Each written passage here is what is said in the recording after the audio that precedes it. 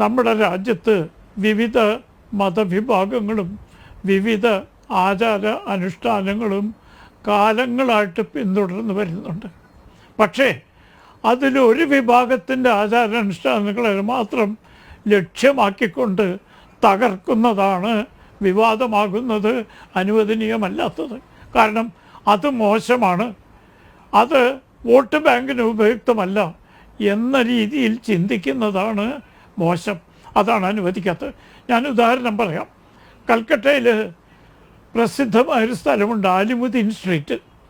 അവിടെയാണ് മാർക്സിസ്റ്റ് പാർട്ടിയുടെ പ്രധാന ഓഫീസ്. ആ പ്രദേശത്ത് ദുർഗാപൂജ നടത്തുന്നത് CPM നേതൃത്വത്തിലുള്ള ഒരു കമ്മിറ്റിയാണ്. സാക്ഷാൽ മുഹമ്മദ് സലീം അടക്കം ആ കമ്മിറ്റിയിൽ അംഗമായിരുന്നിട്ടുണ്ട്. അവരുടെ സർക്കാർ ഭരിക്കുമ്പോഴും അല്ലെങ്കിലും ആ പ്രദേശത്തെ ദുർഗാപൂജ ആഘോഷങ്ങൾ നടത്തുന്നത് CPM ആഭിമുഖ്യത്തിലാണ്. രാഷ്ട്രീയ ലക്ഷ്യം വെച്ചുകൊണ്ടാണെങ്കിലും ഇതിൽ അർത്ഥവത്തായ ഒരു കാര്യം അടങ്ങിയിരിക്കുന്നുണ്ട്. നമ്മുടെ രാജ്യത്ത് കാലാകാലങ്ങളായി നിലനിന്നിരുന്ന ആചാരങ്ങൾ അംഗീകരിച്ച് മതിയാകൂ, അല്ലെങ്കിൽ വോട്ട് കിട്ടില്ല. ഉദാഹരണത്തിന് ഈശ്വര വിശ്വാസമില്ലാത്ത വ്യക്തിയാണ് നമ്മുടെ മന്ത്രി K. രാജൻ. അദ്ദേഹം പറ നിറച്ചു.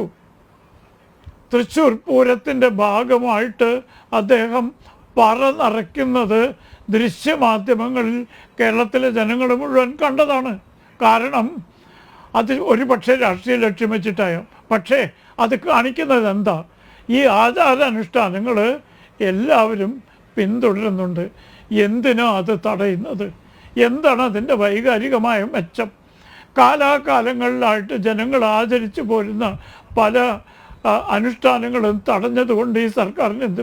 ഞാൻ ചോദിക്കട്ടെ, എലഞ്ഞിത്തര മേളത്തിന് മതമുണ്ടോ സർ? പഞ്ചവാദ്യത്തിന് മതമുണ്ടോ? ജാതിയുണ്ടോ? അപ്പം ഇതൊന്നും ജാതി മതങ്ങൾക്ക് അതീതമായി സാംസ്കാരിക ജീവിതത്തിൻ്റെ ഭാഗമായ തൃശ്ശൂർ പൂരം എടങ്കോലിട്ട് തടസ്സപ്പെടുത്തുന്നത് കൊണ്ട് എന്ത് മെച്ചമാണ് ആ ചെയ്യുന്നവർക്ക് നേടാനുണ്ടാകുന്നത്? രാഷ്ട്രീയ ലക്ഷ്യമാണെങ്കിൽ അത് നടക്കാൻ പോകുന്നില്ല. ഇന്ന് ജനങ്ങൾ ബോധവാന്മാരാണ്. ഹിന്ദുക്കൾ ഉണർന്നു കഴിഞ്ഞു. അവരോടുള്ള അവഗണനയെപ്പറ്റി അവരിന്നും ബോധവാന്മാരാണ്, കൂടുതൽ സംഘടിതരാണ്. ഇന്ന് നാളെ ദുർഗാപൂജ നിരോധിക്കാൻ CPM ധൈര്യമുണ്ടോ? പശ്ചിമ ബംഗാളിൽ അവരിനി ഒരു കാലത്തും വരാൻ പോകുന്നില്ല. എന്തെങ്കിലും നിർഭാഗ്യത്തിന് വീണ്ടും അധികാരത്തിൽ വന്നാൽ രാജ്യം മുഴുവൻ കൊണ്ടാടുന്ന ദുർഗാപൂജ നിരോധിക്കാൻ CPM ധൈര്യമുണ്ടോ? ഇല്ല. അതിൻ്റെ പ്രതിഫലനമാണ് കമ്മ്യൂണിസ്റ്റുകാരനായ K. രാജൻ പൂരത്തിൻ്റെ ചടങ്ങുകൾക്കൊപ്പം പറ നിറയ്ക്കുന്നത് പരസ്യമായി ദൃശ്യമാധ്യമങ്ങളിൽ കേരളത്തിൽ. ഈ വികാരം പങ്കുവെച്ച് സന്തോഷിക്കുന്നതിന് പകരം സർ, നമ്മുടെ രാജ്യത്തിൻ്റെ വൈവിധ്യം അതല്ലേ?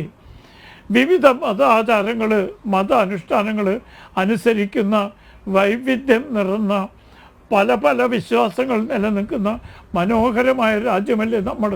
അവിടെ ഒരു വിഭാഗത്തെ മാത്രം ലക്ഷ്യമിട്ടുകൊണ്ട് കേന്ദ്രീകരിച്ച് മോശക്കാരായി ചിത്രീകരിച്ച് അത് നശിപ്പിക്കാൻ ശ്രമിക്കുന്നത് ശരിയാണോ? ഈ വിശാലമായ മനോഭാവത്തിന് അനുസൃതമാണോ? ഈ വിശാല മനോഭാവം ഇന്നും ഇന്നലെയും തുടങ്ങിയതല്ല. തൃശ്ശൂർ പൂരം എന്ന് പറഞ്ഞാൽ ഒരു മതപരമായ ചടങ്ങല്ല, ഒരു സാംസ്കാരിക ചടങ്ങായിട്ടാണ് തൃശ്ശൂർക്കാർ കണക്കാക്കുന്നത്.